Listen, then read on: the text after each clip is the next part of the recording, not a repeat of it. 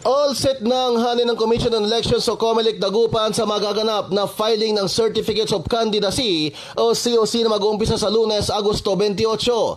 Sa gipalim ng IFM Dagupan kay Dagupan City Election Supervisor Attorney Michael Park Salmento, inasa nga abot sa 3,000 ang magfa-file ng kani-kanila mga COC para sa barangay at SK election sa magbubukas na sa Lunes.